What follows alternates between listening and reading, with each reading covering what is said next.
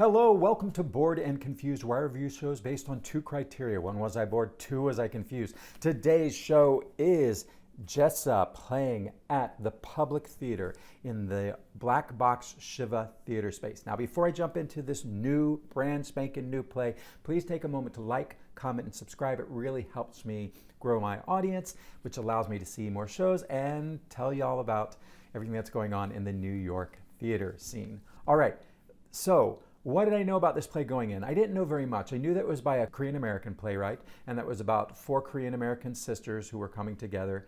And I knew it was at the Public, and that was about it. I think the press agent reached out to me to see this play because Jeena Yi Theater Company is in residence at the Public Theater at this Shiva Theater. And the last thing I saw in this space was a play called Did You Eat, which was a solo play by another Korean-American playwright, and I really loved that. So I think he thought of me. And the reason I love stuff about Korea is I lived there for 2 years. I used to speak Korean fluently, not so much anymore. So I have a little knowledge about this culture, and I find it very interesting. So what's important to know about this show before you go in is that this is a world premiere, and this is this playwright, Jeena Yi's playwriting debut. She's primarily known as an actor. I saw her in her Broadway debut in Network, starring Bryan Cranston, and she's coming back to Broadway this spring in David Lindsay Abair's Ballisters. You might also know her from Only Murders in the Building on Hulu, or Nyad, NYAD, I don't know the show, on Netflix. So she's a very accomplished performer, and now she's stepping into playwriting. So this play has had a developmental life. In the playbill, there's a long list of actors that have helped her develop this piece. Yi is a member of Soulful Productions, the 2025 Korean Writing Lab. She's also had workshops along the way over the past couple of years. So this is a play that's been in development for a little bit. But I want to say this is still her first play, and I feel like it is still in development. And that's important to know going into this. This show is directed by May-Ann Teo, who is also making her directing debut with Jeena Yi. And it features an all-female and gender-expansive AAPI cast, who includes Tina Chillip, Christine Hee-sun Hwang, Laura Son, and Lortel and Obie-winning Shannon Cho. This production runs just 90 minutes with no intermission, and this is notable, it has already been extended by 1 week through April 12th, so audiences are responding. So what is this play about? Four estranged Korean-American sisters are coming together in one of the sisters' home in Orange County, California, to perform a Jesa, which is a traditional Korean ceremony in which you honor those who have passed, parents, grandparents, etc., some ancestors. And you lay out food, you perform a ritual, there's lots of bowing. It's very beautiful, it has very deep meaning. Now, in this case, the sisters are honoring both their father and their mother, who died at different times, but on the calendar about a month apart. So they've just combined them. The second older sister has decided to combine the ceremonies into one. This immediately creates friction because these different sisters have different relationships with each of their parents. Some lean more towards the father and some more towards the mother and have negative feelings about the other. So in this pressure cooker of grief and resentment, you've got four different sisters. You've got the oldest, who was like the wild child, who's a bit of an alcoholic now, but she has a steady job as a chef that she's very successful at. Then you've got the second oldest child, who is the perfect child, who is married, owns this nice home, has a child, and is really focused on doing everything correctly in the Jesa. The third is an artistic type who ran away to New York to become a director.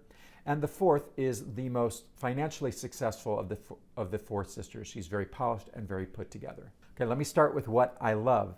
The window this play opens into Korean culture is very fascinating, especially if you've never encountered a Jesa. I think this will be very educational for you. Having spent time in Korea, I never participated in one because I don't have any Korean ancestors. But at the Buddhist temples, they would often have food laid out for these ancestors who had passed. Really delicious food, but you're not allowed to eat it because it's for the ancestors. So it just sits there and collects flies. But there is a real belief in Korean culture that some of this food does magically disappear. So that's a beautiful and kind of eerie theatrical possibility that this play leans into. So when the sisters are actually performing the ceremony, I found it very riveting.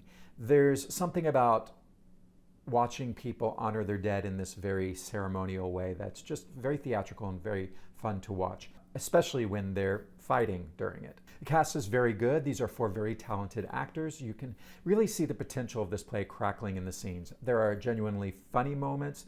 Jeena Yi clearly has a very comic voice. She's sharp, she's irreverent, she's a little absurdist, and I think she has a nice future ahead of her as a playwright. There are moments when the play does fully arrive. The older sister has this great monologue about a devastating personal loss that she experienced. There is a reveal for the youngest sister when she comes out and surprises us with a revelation. And there is a confession from the second sister that also comes towards the end of the play and really tells us a lot about her character and what she's struggling with. All of these moments are genuinely moving, and they work well because they are clear. We got one wound, one revelation, one truth. But a lot of these moments happen very late in the play, and I would like it if some of them happened earlier. Now, I say this as a person who really wants this play to succeed. I really see the potential in it, but I feel like this play right now is trying to do too much. There's too many character traits, there's too many backstories, there's too many supernatural occurrences, there's too many knife fights. Everything is competing for our attention as an audience, and as a result, nothing quite lands with the clarity that it needs to really grab the audience. What these 3 strong moments that I've just mentioned share is that they have clarity, and I feel like the play really needs to apply that from the get. We need one central wound, we want one central want, not 6 things about each sister. My biggest note about the play is that I didn't find any of the sisters particularly likable. And now that can work in comedy, but only if they're so funny that we're delighting in their awfulness. And this play is trying really hard to be funny, and the marketing itself calls it riotous. And there are laughs, but not nearly as much as this play is reaching for. The audience I was with was really trying to get there with these characters. You could feel it, but we were still kind of figuring out who they were and what everyone's role was. Here's why I think the humor isn't really landing yet. Comedy this dark and sharp really needs the audience to understand what's at stake before the joke arrives. The play has some genuinely funny premises. There's an argument about what kind of socks are appropriate for the ceremony. There's a Korean app about how to do the ceremony that none of them can understand because it's all in Korean. There's towers of food that keep collapsing. These are all strong comic ideas, but for them to really read, we have to understand what's underneath them. For example, the sock argument would be funnier if we really understood that this one sister is, the only thing that is keeping her from having a complete mental breakdown is that this ceremony is done correctly. Without that foundation built first, the jokes play more as quirky as opposed to explosive. Stakes are what transform a funny scene into an unforgettable one. Which brings me into the deeper structural issue. I never felt like any of the sisters really needed anything from any of the other sisters. I didn't really understand, especially this one character who has not attended a Jesa in years, and this is like a yearly activity you do on the date when the parent passed away. Why did she come this time? They were all fighting with each other, and I was thinking, why are they there? You don't have to subject yourself to this abuse. The first thing an actor will tell you when you walk into a scene is that you need an objective. You need something that you want from one of the other characters in the play. And there then needs to be an obstacle that's preventing you from achieving that. And it's even better when you've got 2 characters who each have an objective and they're at odds with each other, but as an audience, we understand the objective for both characters and we agree with both characters. That's what creates really interesting drama. And that's also what creates really interesting comedy. Here, the drama and the conflict is mostly generated just by the fact that these 4 sisters just don't get along, but none of them seem particularly interested in changing that. Also, this play is activating every possible conflict simultaneously. This sister against that one, then this pairing, then another, cycling through every imaginable combination. And this creates a sense of relentlessness without any sense of dramatic build. The audience can't track who to root for, who to worry about, or what outcome to hope for. It's exhausting instead of exhilarating because there's no through line to follow.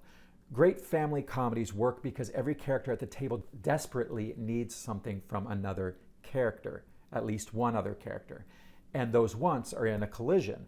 The dinner table, or in this case, the ceremony table, becomes a pressure cooker where everything explodes. In Jesa, the sisters are mostly against each other rather than needing something from one another. And those are very different dramatic engines. I kept thinking, if I'm going to spend 90 minutes with 4 people that can barely stand each other, I need either one character that I can genuinely root for, or I need to laugh constantly. Without that foothold, the arguing becomes cyclical and exhausting, particularly when one sister keeps returning over and over again to the same accusation. There's a point where a dramatic beat stops being tension and it just becomes a loop. I also want to single out the third character as the theater director from New York as the character who needs the most development in the next pass of this play. Unlike the other 3, she doesn't have a secret that she exposes during the course of the evening, and she doesn't visibly change as a result of this night. Her best scene is a two-hander with her oldest sister, and it's about career regret and the fear of being average. It's the funniest and most human, sustained exchange in the entire play. 2 people who love each other are talking about everything that matters in a dialect of mockery and deflection. And it's really wonderful. And it makes you ask, why is she here tonight? After missing so many previous ceremonies, what did she come for? And if we knew that answer, she'd be as essential to the play's engine as the other 3. There's also some supernatural elements in this play that I found very interesting, but I didn't feel like they developed in a way that really served the play. We have kind of 2 main moments that occur. And after the first moment happens, I would think, if this was done realistically, that it would derail the rest of the conversation for the night because it's so shocking. But they kind of move past it and forget about it, which made me wonder, is this magical realism? Are we doing a ghost story? Are they having a hallucination? Is this a farce? It took me out of... I think the goal here is to be realistic in this play, but their reaction to this first supernatural event seemed to be kind of tossed off and confused me. But I think it's definitely the way to go to this play. I think they just need to lead up to one big supernatural event that really lands. Right now, Jesa is an incredibly rich subject and a very unique voice. It just needs more clarity about what each sister wants and what they want from each other, and that'll help the engine run. So, was I bored? Yes, but I want to be precise about this in that bored implies that nothing interesting is happening, and interesting things certainly were happening, but I was getting tired. I got tired of the bickering, particularly when it felt circular, when one sister kept returning to the same accusation about another sister's marriage over and over again. I just found myself wanting the scene to move rather than just keep repeating that beat. The ceremony scene gave me a second wind, and I thought those were generally engaging and I leaned in. But in the extended squabbling in between, yes, I felt that it was 90 minutes. So was I confused? Yes, I was a little confused by the tone of the supernatural occurrences, why these 3 sisters were staying in this space, why one sister had never attended, but now she was attending. So let me wrap this up. Look, this is this playwright's first play, and I hope that my review of this is more, I'm trying to offer dramaturgical ideas that hopefully, I don't know if some people involved in this play see this, hopefully they don't think I'm ripping it apart.